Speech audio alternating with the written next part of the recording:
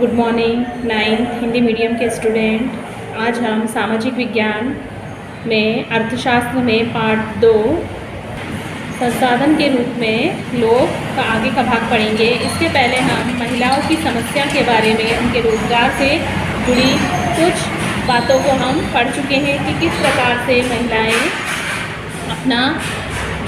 अपनी जो परिवार के लिए पालन पोषण करती है और उनकी सेवाओं के बदले महिलाओं को भुगतान नहीं किया जाता और उनकी सेवाओं को राष्ट्रीय आय में भी नहीं जोड़ा जाता। और जब वो श्रम बाजार में प्रवेश करती है, जब उन्हें सेवाओं के लिए भुगतान किया जाता है, तभी उनके सेवाओं को राष्ट्रीय आय में जोड़ा जाता है। आज हम पढ़ेंगे जनसंख्या की गुणवत्ता। तो जनसंख्या की गुणवत्ता साक्षरता दर, जीवन प्रत्याशा से निरूपित व्यक्तियों के स्वास्थ्य और देश के लोगों द्वारा प्राप्त पोषण निर्माण पर निर्भर करती है।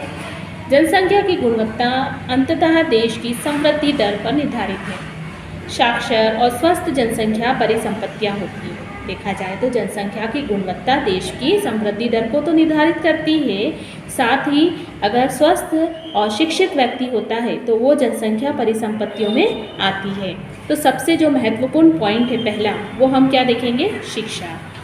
अपने जीवन के आरंभिक वर्षों की सकल की शिक्षा ने बाद के वर्षों में उसे अच्छी नौकरी दी, अच्छा वेतन दिया, उसे उसका फल भी मिला।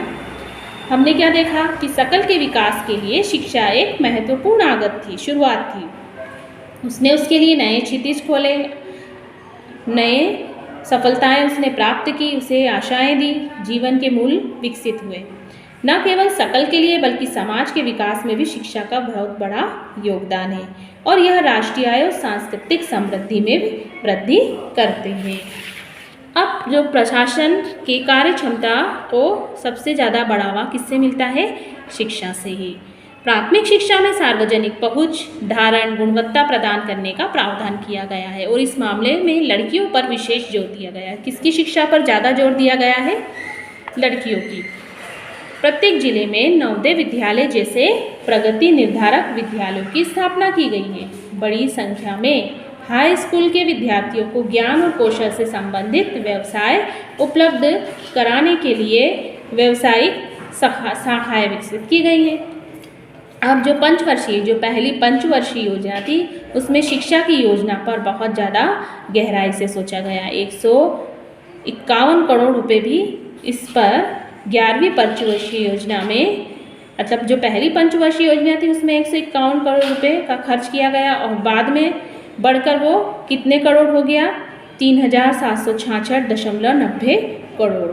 51-52 में देखा जाए तो इसकी प्रतिशत दर बहुत कम थी, लेकिन 2015 और 16 में ये बढ़कर 3% हो गई।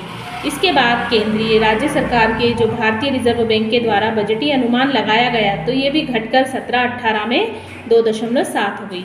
लेकिन बाद में इसको क्या बताया गया था? इस साक्षरता दर को 18% से बढ़ाकर 74% कर दी।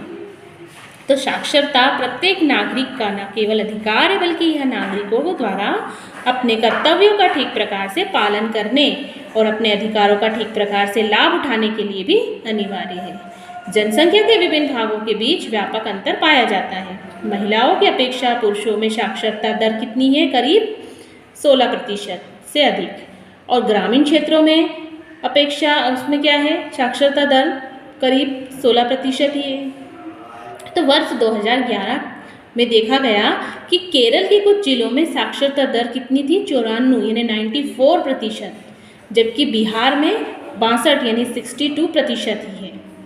तो 2015-16 में प्राथमिक स्कूल प्रणाली भारत के 8 लाख से अधिक गांवों में फैली है और जब दुर्भाग्यवश स्कूल के इस विस्तार को शिक्षा के निम्न स्तर और पढ़ाई के बीच छोड़ने की उच्च दर ने कमज़ोर कर दिया।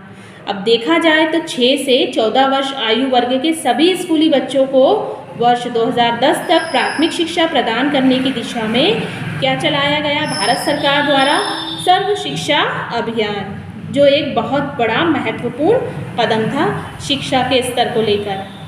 राज्यों, स्थानीय सरकारों और प्राथमिक शिक्षा सार्वभौमिक लक्ष्य को प्राप्त करने के लिए समुदाय की सहभागिता के साथ केंद्रीय सरकार की यह एक समयबद्ध पहल थी और ये बहुत हद तक इसमें सरकार को सफलता भी प्राप्त हुई। इसके साथ ही प्राथमिक शिक्षा में नामांकन बढ़ाने हेतु सेतु पाठ्यक्रम शुरू किया गया। इसके अलावा स्कूल लोटो शिविर प्रारंभ किए गए। कक्षा में बच्चों की उपस्थिति को बढ़ावा देने के लिए बच्चों के धारण और उनकी पोषण स्थिति में सुधार के लिए मध्याह्न भोजन यानी दोपहर के भोजन की योजना बनाई गई और ये भी काफ़ी हद तक इसमें भी सरकार को सफलता प्राप्त हुई। इन नीतियों से भारत में शिक्षित लोगों की संख्या में वृद्धि हो सकती है। 12वीं योजना में उच्च शिक्षा में 18 से लेकर 23 वर्ष की आयु वर्ग के नामांकन में 25% तक की वृद्धि हुई। 2017-18 में 30% करने का प्रयास किया गया।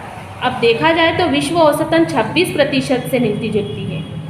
यही रणनीति की पहुँच से वृद्धि, गुणवत्ता, राज्यों के लिए विशेष पाठ्यक्रम में परिवर्तन, ये सब स्वीकार करना था। व्यवसायीकरण और सूचना प्रौद्योगिकी के उपयोग का जाल बिछाने पर केंद्रित किया गया। योजना दूरस्थ शिक्षा, औपचारिक, अनौपचारिक, दूरस्थ और संचार प्रौद्योगिकी शिक्षा देने वाले शिक्षण संस्थाओं, जहाँ पर ये सारी शिक्षाएं दी जाती हैं, इन संस्थाओं को केंद्रित किया गया। 50 वर्षों में विशेष क्षेत्रों में उच्च शिक्षा देने वाले शिक्षण संस्थाओं और विश्वविद्यालयों की संख्या में वृद्धि हुई है। 1951 से लेकर 2016 के बीच कॉलेजों और विद्यालयों की संख्या में भी वृद्धि को देखा गया है और उसकी ये लिस्ट नीचे दी भी गई है। पेज नंबर 22 पे यहाँ पर बताया गया है कि किस सन में कौन से महाविद्यालय और विश्वविद्यालयों की स्थापना की गई और उसमें कितने विद्यार्थी थे और कितना शिक्षण स्टाफ था, मतलब कितने शिक्षक थे वहाँ पर। यहाँ तक आपको इस पाठ को पढ़ना है। स्वास्थ्य के बारे में हम अगली वीडियो में पढ़ेंगे।